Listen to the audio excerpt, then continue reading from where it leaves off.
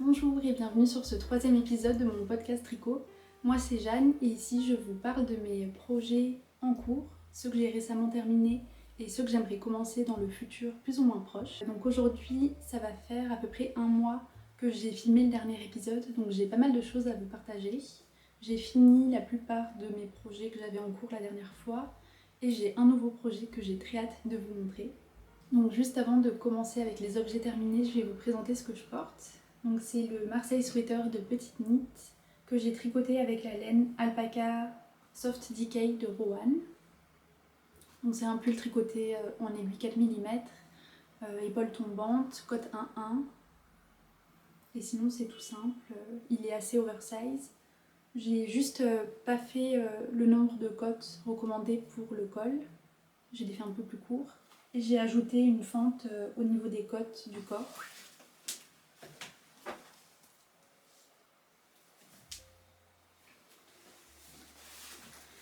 Voilà, donc j'adore ce pull, je l'ai beaucoup porté cette semaine avec cette chemise qui dépasse ici et en bas, j'aime bien. Et le seul truc qui est un peu décevant, c'est que la laine pèle pas mal. Donc là, je l'ai rasé juste avant de le porter, mais on peut quand même voir des petites bouloches. Mais bon, c'est pas grave, j'aime quand même beaucoup ce pull et je le porte beaucoup. Donc mon premier objet terminé, c'est la Stella Quilt Cushion de Laura Penrose. Donc c'est une housse de coussin tricotée sur des aiguilles 4 mm. Pour la couleur principale, j'ai utilisé la Double Sunday de Sandnes Garn coloris cardamome. Et pour mes contrastants, j'ai surtout utilisé des mini du calendrier de l'Avent Maison Septembre. Donc c'est teinture végétale. C'est les violets, jaunes et le vert qui est ici. Et pour les autres, c'est de la Arweta coloris caramel. Et ici, c'est de la Knitting for Olive coloris automne et soft cognac. Donc tous les contrastants, c'est des fingering tenus doubles pour avoir une épaisseur decay. Et c'est un patron hyper chouette à tricoter, c'est hyper bien écrit. Et donc c'est tricoté sans couture. Donc pour faire les carrés, on ramasse l'émail du carré adjacent. Et après, on fait des rangs raccourcis à l'allemande et des diminutions ou des augmentations. Donc c'est vraiment cool à tricoter et le rendu est plutôt sympa aussi. Je suis hyper contente de mon choix de couleur. Ça va bien, enfin c'était pas prévu mais ça va hyper bien dans mon salon sur le canapé. Donc la dernière fois j'étais en train de finir le dos il me semble et que j'avais plus de laine. Donc au final j'ai utilisé un peu moins de 6 pelotes pour la double Sunday et pour les contrastants j'ai utilisé à peu près 15 grammes je crois par couleur. Donc avant de commencer le dos, j'avais bloqué le devant déjà, qui faisait à peu près 50 cm sur 50. Et par contre après j'ai pas rebloqué le dos, parce que c'est déjà assez grand je trouve. Et pour le coussin, j'ai pris un coussin Ikea 50 sur 50 dur. Mais il y est arrivé, j'étais un peu déçue, il était tout plat. Donc je l'ai rembourré, enfin, je l'ai ouvert et je l'ai rembourré avec des restes d'un coussin dont on ne sert pas et que j'avais déjà commencé à piquer le rembourrage pour autre chose. Donc on peut voir derrière que c'est pas hyper régulier, c'est parce que j'ai rembourré avec des gros morceaux de mousse de l'autre coussin. Mais oui, sinon ça rend pas bien, je trouve, cette housse si ça fait des plis. Donc là, j'avais pas fait d'échantillon pour ce projet, vu que c'est un coussin, je me suis dit que c'était pas la peine. Au final, ça aurait peut-être été la peine, parce que je pense que du coup, je tricote trop lâche par rapport au patron, et donc mon coussin était trop grand. Et si c'était à refaire, j'aurais peut-être suivi les indications pour l'épaisseur Aran. Parce que moi, j'ai suivi pour l'épaisseur Decay, vu que je suis avec la laine Double Sunday tricotée en 4 mm, mais il y a aussi des instructions pour tricoter avec de la laine plus épaisse. Voilà, donc ça demande moins de mailles, ça sera sûrement plus rapide, et au final ça ferait une housse un peu plus petite, mais qui serait peut-être plus tendue sur les coussins qui font 50 cm sur 50. Donc voilà pour mon premier objet terminé, dont je suis hyper plutôt fière. Mon deuxième objet terminé, c'est le Hepatica Sweater de Emma Knits, ou Emma Meyer. Donc c'est un test que j'ai fait pour Emma. Le test était sponsorisé par Kremke Soulwool qui nous a offert la moitié des frais de la laine. Donc pour la laine, j'ai utilisé la Merry Merino 140. Et c'est un pull que j'ai tricoté en aiguille 4.5 au lieu des 5 mm recommandés. Et pour vous présenter rapidement, donc c'est du point mousse. C'est un pull tricoté de haut en bas avec des épaules tombantes, des manches ballons et des côtes 1-1 avec un col replié.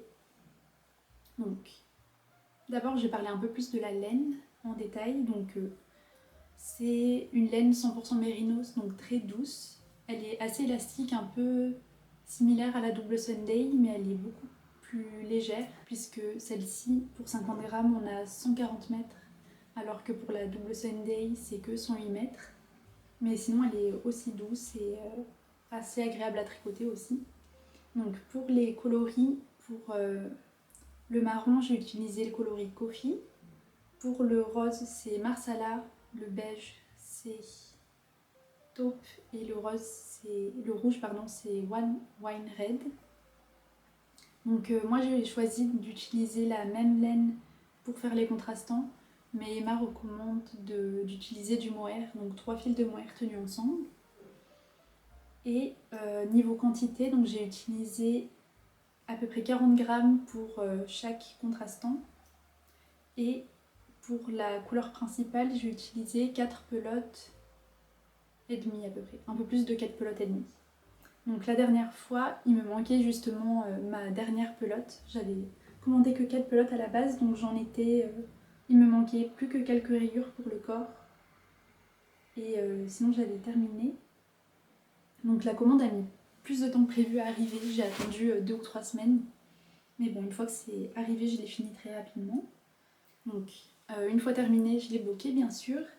Et par contre, vu que c'est du point mousse, j'ai eu la bonne surprise d'avoir des manches qui ont grandi d'au moins 10 cm. Donc je me suis retrouvée avec des manches qui dépassaient de ça de mes mains. Donc j'ai dû couper 10 cm. J'ai gardé une petite manche pour vous prouver. Donc j'ai coupé et j'ai après attaqué directement les diminutions. Donc ça c'est quelque chose qu'elle a noté dans le patron. On a donné les mesures avant et après blocage et pour que si vous vouliez le faire, vous n'ayez pas ce problème. Et sinon, qu'est-ce que je peux dire d'autre? Non, mais sinon j'aime bien comment ça taille, c'est très large, donc ça fait un pull très décontracté.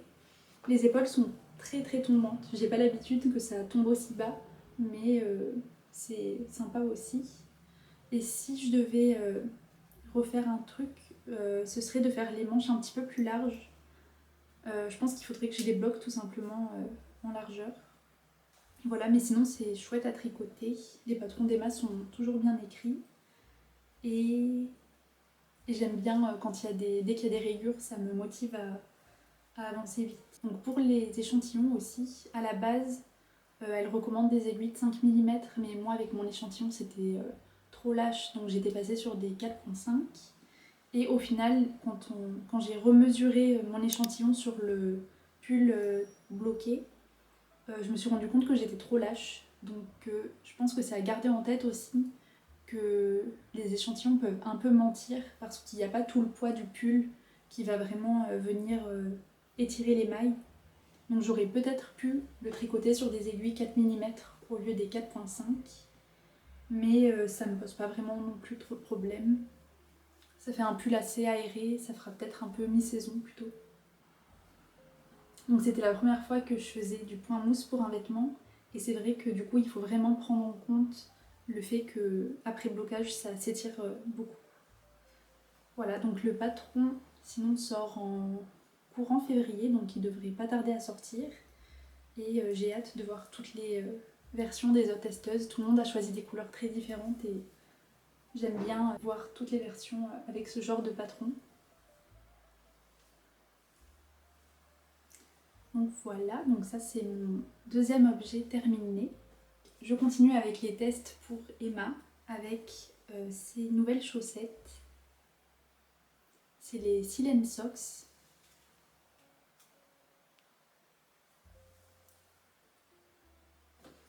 Donc elle avait déjà fait un t-shirt, le Silent Top, avec ce motif qui est très joli et très simple à obtenir juste avec les mailles en droit et des mailles en vert. Donc pour la construction, on commence avec des côtes de 2 en haut, on fait ces motifs. Après c'est un talon renforcé à gousset et des diminutions classiques pour les orteils. Donc moi j'ai pas utilisé la laine sponsorisée, j'ai juste pris la Javol de Lankyarn et j'ai utilisé le fil de nylon pour renforcer le talon. Donc j'ai fait la taille 3, donc j'ai monté 72 mailles.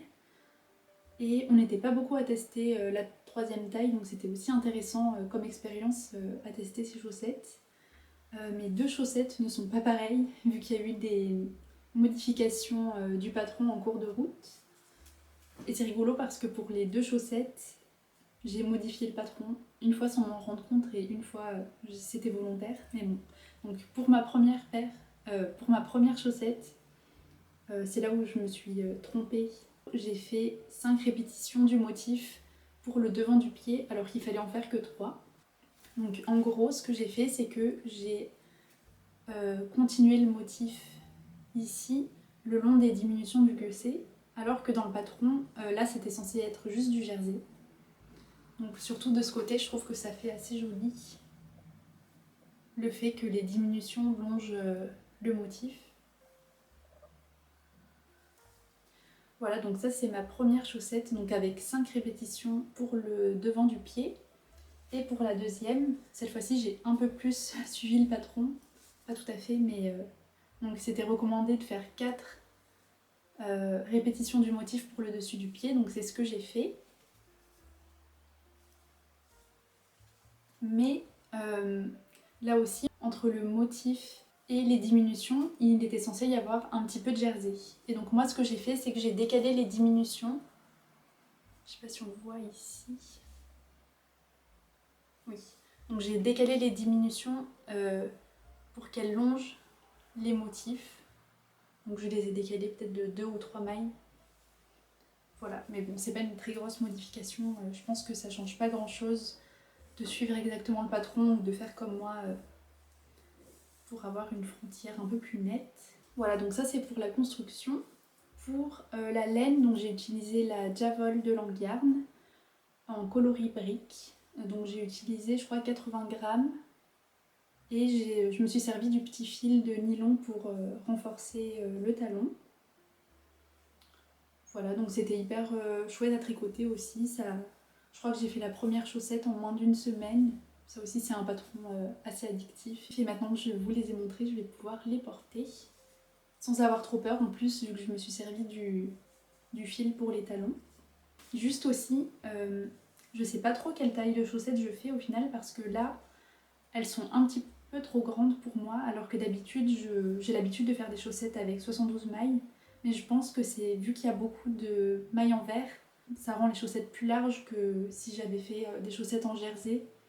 Et surtout aussi si je fais des chaussettes en jacquard, mais forcément j'ai besoin de monter plus de mailles. Donc là je pense que j'aurais pu m'en tenir à la taille 2. Mais c'était quand même cool de tester la taille 3 où il y avait au final que 3 testeuses je crois. Donc c'était une chouette expérience de tester ces chaussettes. Et maintenant je suis prête pour faire son petit top pour cet été. Donc les chaussettes. Donc mon 3e objet terminé, enfin du moins la partie tricot est terminée, c'est mon Pony Bucket Bag de Petite Knit.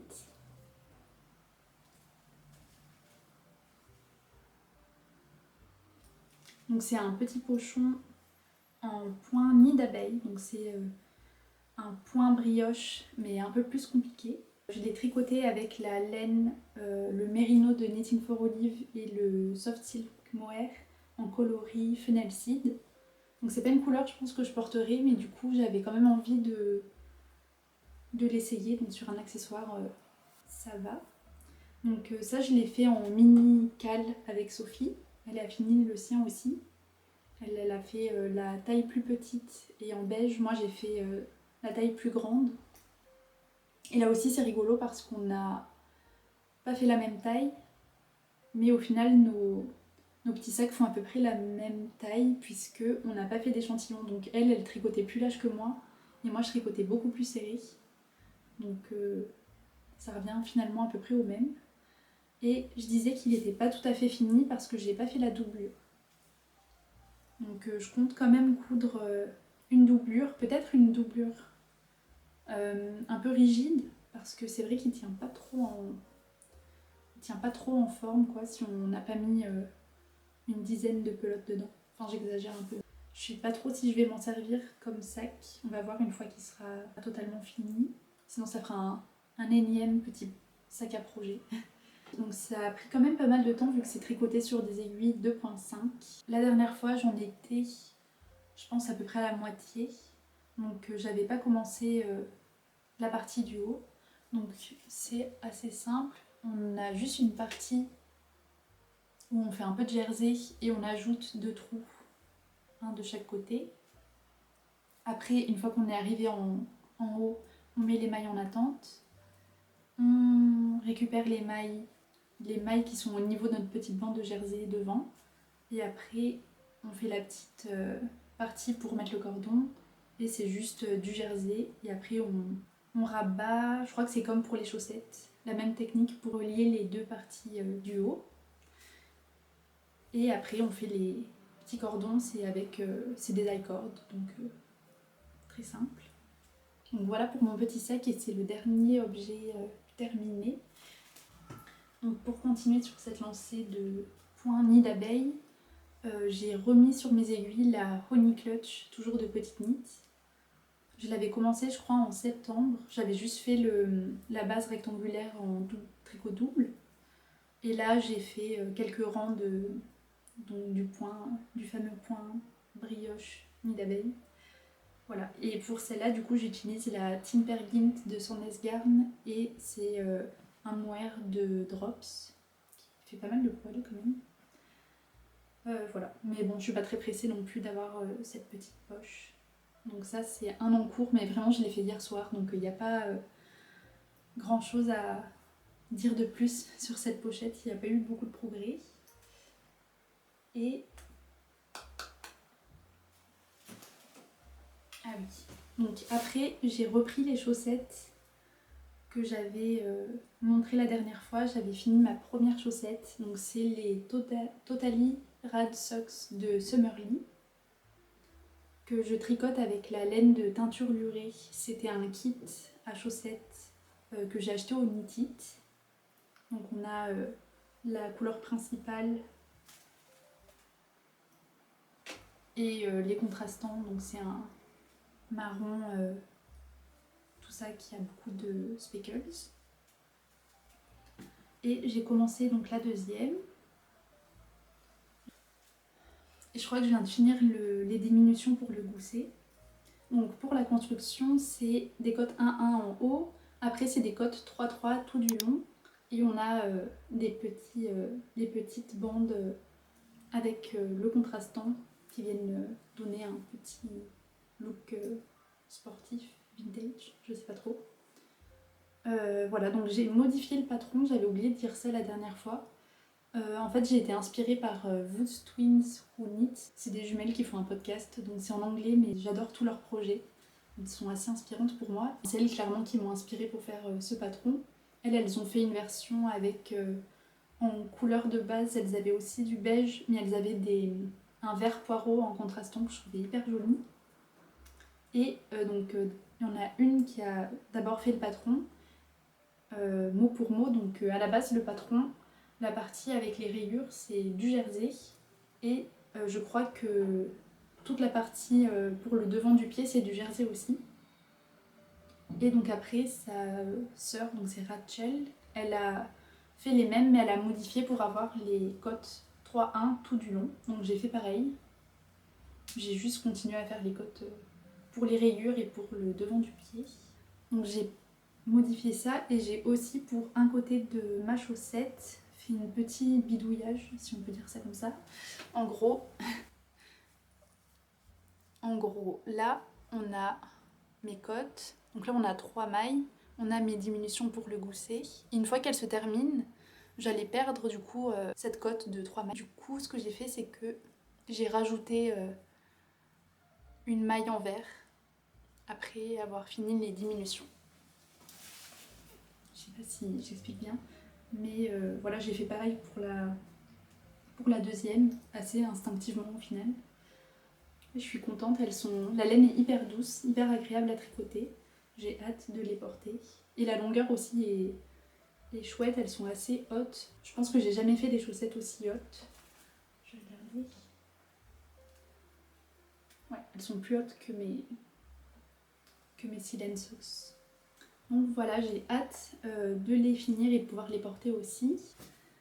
Donc, mon dernier objet en cours, c'est le Moby Sweater de Petite Knit. Donc je l'ai plutôt pas mal avancé, j'ai presque fini le corps déjà.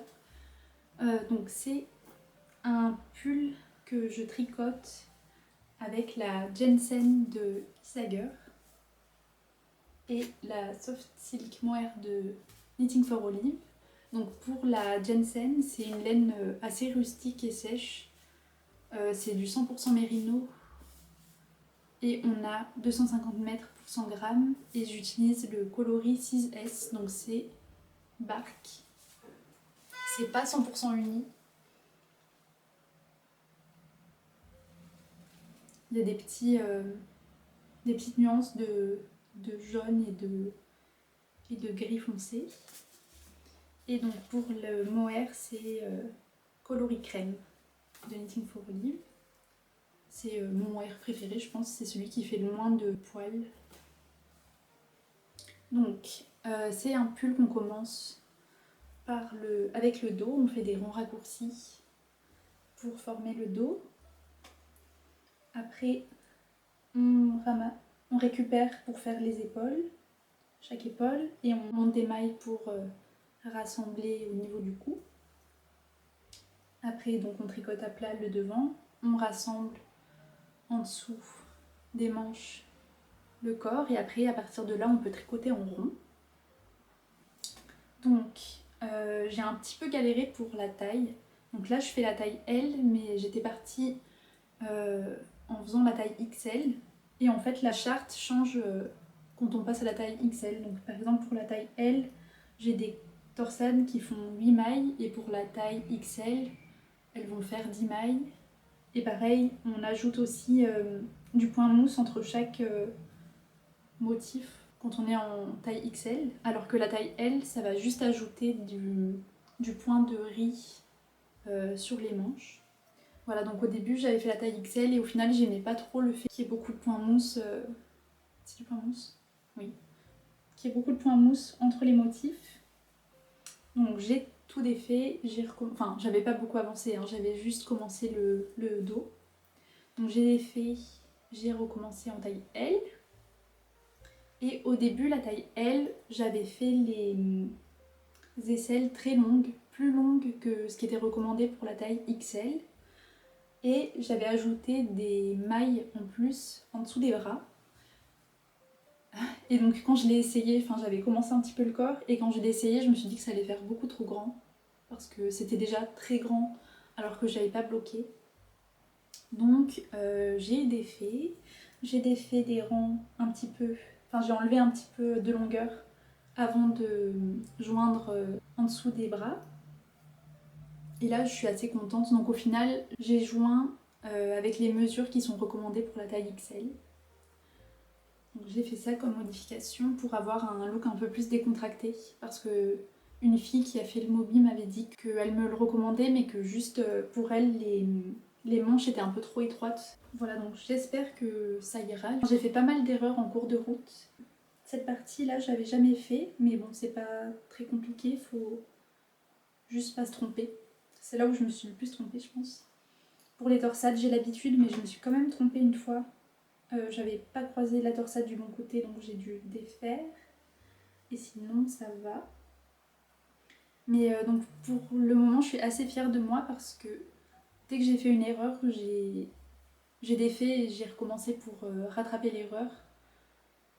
même si je sais que j'aurais pu avoir un peu la flemme de le faire. Par exemple, j'avais fait une erreur dans le dos avec ce motif et je m'étais dit oh non, j'ai trop avancé, j'ai pas envie de défaire jusque là. Et au final, je suis contente de l'avoir fait. Donc cette année, j'ai envie de ne pas avoir la flemme et quitte à passer plus de temps sur les projets, j'ai envie peut-être en avoir moins, mais que vraiment ils soient parfaits comme je les imaginais, qu'ils me taillent bien et qu'il n'y ait pas trop d'erreurs. Donc pour l'instant ça se passe bien. J'aime beaucoup la couleur et oui, j'ai hâte de continuer à travailler dessus. Je pense que d'abord je vais finir le corps. D'habitude j'aime bien faire les manches avant de finir le corps, mais là je sais que je vais avoir assez de laine, donc je vais peut-être finir le corps et comme ça je pourrai essayer le pull plus facilement au moment où je tricote les manches parce que j'aurai pas mon corps sur des aiguilles. Voilà, et j'y ai mis un petit marqueur de progrès pour la prochaine fois. Voilà le mooding, j'ai hâte. Donc j'ai pas monté d'autres projets, là j'en ai du coup que 3 sur mes aiguilles, si on compte pas la Switch Blanket. Je trouve que j'en avais un petit peu beaucoup là ces derniers temps. J'avais le pull, des accessoires, des chaussettes, le coussin. Donc là je vais finir lui je pense. Enfin en tout cas je vais bien avancer sur lui avant de monter un autre projet. Et mes prochains projets ce sera sûrement du coup le Agnette Cardigan ou le Pressed Flower Shawl. Des projets que j'ai très hâte de faire aussi cet hiver. Et voilà pour le tricot. J'ai pas racheté de laine depuis la dernière fois. Donc c'est tout pour ce 3e épisode. Encore une fois, merci beaucoup d'être ici et d'avoir regardé jusqu'au bout. Je vous souhaite un bon tricot et à bientôt j'espère.